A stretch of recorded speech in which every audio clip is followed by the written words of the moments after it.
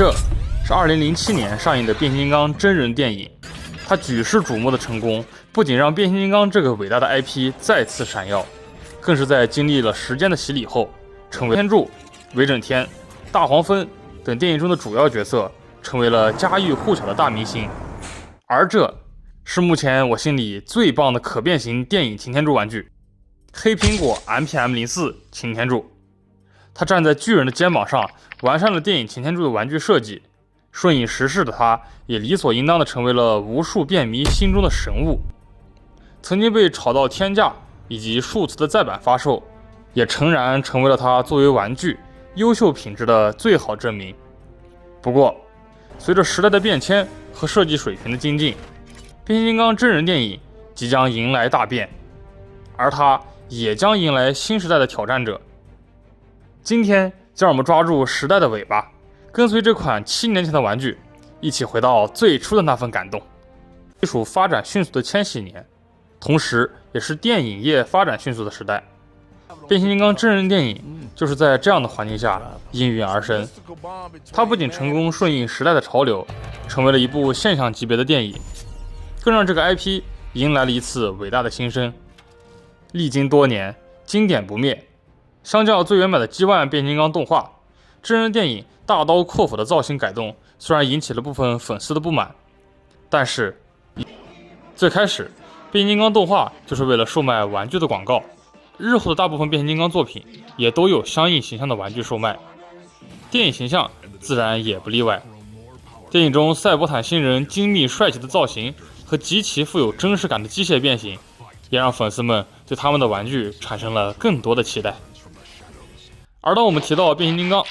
一定绕不开这位传奇角色。他在电影里的初次登场就给大家带来了无限的惊喜。他是红蓝色的大卡车，汽车人的好大哥，无敌的铁牛，科博文司令官，超级玩具换色大王，孩之宝和塔卡拉的摇钱树，变形金刚经久不衰的绝对主角，自由星系的领袖擎天柱。 My name is Optimus Prime. We are autonomous robotic organisms from the planet Cybertron. 时隔多年，擎天柱的造型随着时代的发展，在不同作品中慢慢变化。电影的爆火和其强大的影响力，让电影中擎天柱成为了家喻户晓的明星。无论是喜欢动画以此 IP 的资深变形金刚粉丝，还是电影入坑的新人，甚至只是被父母带去影院的小孩，无一不被擎天柱那独特的魅力吸引，在电影结束后搜索其玩具的身影。正如前面所说，变形金刚的影视作品往往是和玩具对应的，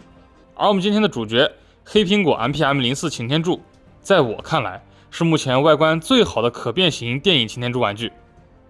而它目前的这番高度可以说是站在一位位巨人肩膀之上达成的，而其玩具的发展也可以说是颠沛流离。故事还要从官方设计师国宏高师老师在09年设计的 L 级电影擎天柱说起。他优秀的思路解决了电影擎天柱的设计难题，将车头隐藏在脚底，整个腿部变形成为卡车的底盘。这样的设计既做出了新颖有趣的变形，又完美的解决了人形和车型转换的问题。这款优秀的设计也在日后成为了电影大师级的基本思路。作为 Movie Premium Masterpiece 确立的第4个产品，也就是编号 MPM04 中产出。以09年领袖级擎天柱的珠玉设计为蓝本，作为以还原为最主要目的的大师级作品， MPM04 对于电影造型的比例拿捏可以说是很优秀的，但是会导致车型难以密合的糟糕品控以及廉价的漆面表现，让它的风评直转急下。和前作 MPM03 的优秀品质对比，更是让大家失望至极。在玩家对擎天柱的高要求和高期待下，这样的答卷肯定是不能让人满意的。直到2019年，这份残缺的空白才得以弥补。国内第三方厂商微将盗版了 MPM04 的设计，并在玩具的尺寸大小、细节涂装、变形设计等方面加以大幅度改动，以此完成了本期视频的主角黑苹果 MPM04 擎天柱。这款玩具一开始给电玩圈内带来了极大的震撼，优秀的质量以及超高的性价比让它成为了许多玩家爱不释手的玩具。不过微将似乎过于浮躁了，这也导致厂家和设计师终归还是因为盗版的违法行径付出了代价。黑苹果作为对这款玩具进行改模设计的设计师和这款玩具的生产厂家微将，由于其他某些原因锒铛入狱，这就导致了黑苹果擎天柱无法继续生产售卖，一时间市场混乱，这款玩具的价格也水涨船高。这款无法再版的玩具也被这样的经历赋予了一丝浪漫色彩，它的市场价有段时间甚至被炒到了4位数的高价。总之，黑苹果擎天柱的成功真的可以算得上是时势造英雄了。由于 MPM04 的糟糕品控，以及玩家长期对电影擎天柱玩具的期待，再加上玩具改动后的优秀设计和些许浪漫色彩，时势造就了这位英雄的诞生。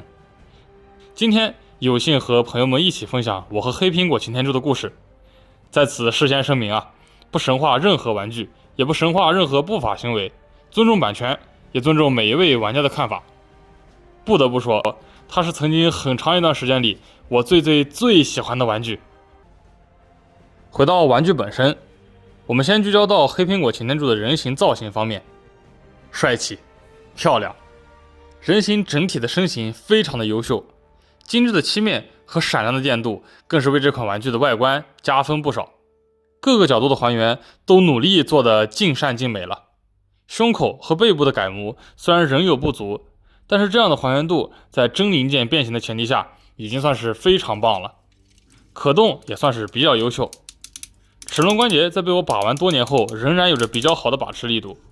更别提这样品质的玩具在当年只卖400多元和现如今许多第三方的难看吃相形成了很强烈的对比。我相信有的朋友也已经看出来了，我手上的这款黑苹果擎天柱和购物平台上的图片有些许的不同。是的，作为我最喜欢的玩具，我当时为它花了不少心思和金钱，我购入了许多配件，对它进行了改进，更换民间手艺人老八的改造头雕， Hinz 的胸口替换零件，腹部和领口替换零件，后裙甲，已经氧化了的金属电镀车窗。本来还订了这位手艺人制作的替换臂甲和可动手，不过后续他跑路拖延出货了，这个事情闹得还挺大的。随着交付定金的朋友们选择了报警，我也立刻跟团，这件事以他给大家退款结束落定。我对黑苹果擎天柱的改造也就到此为止了，也因为他的劣迹导致目前他制作的配件没有渠道再购入了，只能说祝大家在交易时不要遇到这样的劣迹卖家吧。好的，说的有些远了，购买这些配件确实让这款玩具更加还原电影形象，不过这所让我付出的改造费用也是很高的，改造的费用甚至直逼我这款黑苹果擎天柱本身的价格。我这样改造它的原因呢也很简单，就是我真的很喜欢这款玩具，当时就是觉得想要让它变得更加完美，可能有些过于执拗了，不过当这颗400元头雕的眼睛亮起来的那一刻，我一点也不后悔买这些改件当然哪怕没有这些改件，黑苹果对于 MPM04 的改动也是非常优秀的。那么让我们看回黑苹果擎天柱所改动的地方吧。这款首先将 MPM04 的大小放大到了第三方的经典尺寸，其次改变并增加了涂装细节，让其更加还原电影中的配色。大刀阔斧地改动了胸口、手臂、背部的设计，让这些部位在使用真实零件变形的前提下更加贴近电影中的形象。这种加法设计可以说是黑苹果本人很有特点的设计风格了，增加各种连杆和关节零件，以达到电影 CG 中不合理的体积压缩和零件位移。同样的设计语言在他的其他作品中也有所体现。这样的变形舍弃了部分把玩的乐趣，换来的是载具和人形双形态的完美还原。那么就请朋友们和我一起将这位完美的领袖变成我们熟悉的红蓝色大卡车吧。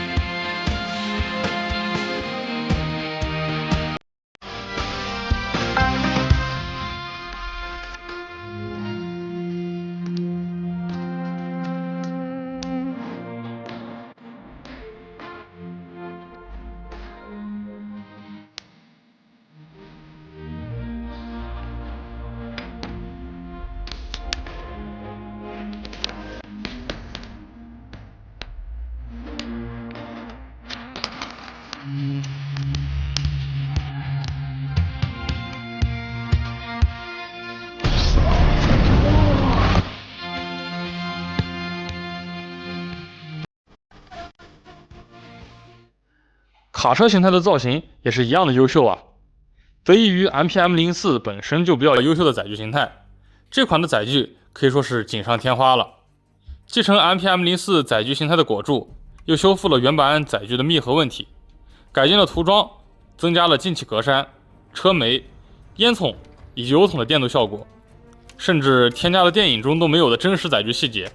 金属制作的侧锯感。这一众的细节刻画和整体非常优秀的载具造型相得益彰。除开车尾和底盘部分，其余部分基本看不出人形零件外露。虽然后轮无法滚动，导致这款注定无法拥有推车的玩法，但是总的来说，这款的载具形态可以说是非常优秀了。全车都是由真实零件组成，这也正是设计师执着的结果。而且在这之中，不乏有许多设计师的小巧思。前面我们说过的后轮无法滚动，就是为了人形和载具形态下单双排轮胎的转换。简单高效的弹出机构真的吸引到了我。手臂处的联动机关同样很有趣，油桶中的空洞部分由武器以油桶枪变形填补，真胸真腹和手臂结合的变形让零件位置与 CG 中大体相同。胸部下方的车灯简单扭转连杆，也可以摆出类似电影中的形象。背后反复折叠绕手的零件也是为了还原电影中擎天柱宽阔的背部肌肉。腿部下拉关节增强了可动，也可以在视觉上有所增高。脚踝小腿则通过分件在视觉上达到了拓宽的流线效果。金属的脚掌也给足了这个大家伙稳定性啊。再搭配上漂亮的火焰纹涂装，部分做旧战损效果，闪亮的电镀漆面，电影擎天柱的帅气形象就接近完美的呈现在了我们的面前。时隔多年，电影3部曲的形象依旧闪耀，机械细节刻画和真实载具零件的结合真是让人欲罢不能啊。他的形象也经历住了时间的考验，在每一位电影粉丝的心中生根发芽。这款玩具在我心中的地位真的无法磨灭，太俊美了，我真的太喜欢它了。当然了，我对它的喜爱也不仅仅存在于帅气的外观，更在它优秀的变形设计之中。还是不得不说，国宏高师老师的设计太棒了，这完全就是将不可能变成可能的设计。电影里通过视觉错位和零件闪现完成的变形，居然通过大开大合的爽快变形实现了玩具化。下半身和上半身分开处理，脚部设计为车头，和手臂结合的设计真是大胆又新颖。这个设计让我在当年看视频中的演示时就惊掉了下巴。国宏高师老师完全称得上是电影擎天柱设计的巨人，这款的变形也称得上是经典中的经典。而这款黑苹果擎天柱站在巨人的肩膀上，进一步修缮了整体的美型，在牺牲变形过程流畅度的前提下，做到了几乎完美的双形态还原。是的，这款的变形并不轻松，在我看来，黑苹果的改模设计可以说是很优秀的，但是繁多的加法设计也让这款的变形流程并不简单啊。时隔多年，习惯了官方经典线的简单变形后，面对它的变形，我竟然会心生一丝恐惧。变形步骤我依旧牢记在心，但是碎片化的变形过程真的消磨了我的耐心啊，更不用提加法设计中不那么合理的部分。那么就让我们先看到之前表扬过的油桶枪。将油桶枪塞入车型油桶的设计非常的棒，但是片片连杆的翻转真的很容易让人摸不清头脑啊。需用韧性变形才能扣合的公差，也让经常把玩这款变形的我难免的将一边的铆钉损坏了。胸口的片片连杆也增加了变形的难度，肩膀的旋转、背部的连杆、腹部的结合、侧锯杆的结合等部分都多少会利用到塑料的韧性啊。我不喜欢给玩具增加损坏的风险，但是变形这些位置时真的让人胆战心惊。总的看来，这些加法设计还是有利有弊的。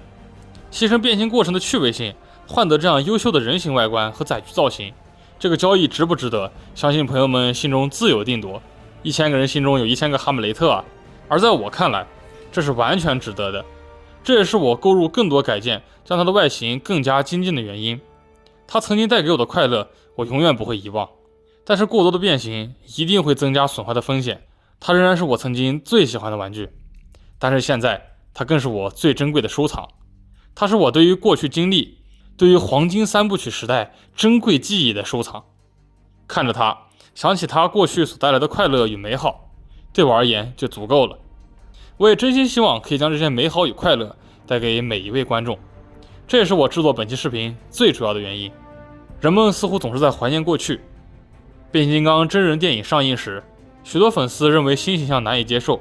更加怀念 G1 动画的时代。曾几何时，孩子们都发出着一样的声音。BW、日系3部曲、08、TFP， 再到真人电影等等等等，似乎这些不被世人接受的动画形象，在时间长河的洗礼下，都慢慢成为了新的经典。历经多年，经典不变。本期视频就到此结束了，感谢您的观看。正值新春佳节，这边小沙也恭祝各位朋友春风得意马蹄疾，岁岁年年有今夕，马蹄踏破旧年尘，飞黄腾达照春晖。前方应有伯乐在，千里征途万事开。如果你喜欢我的视频，可以长一点的一键3连，关注我，接着更多魔玩分享。各位朋友们，新春快乐！我们明年再会。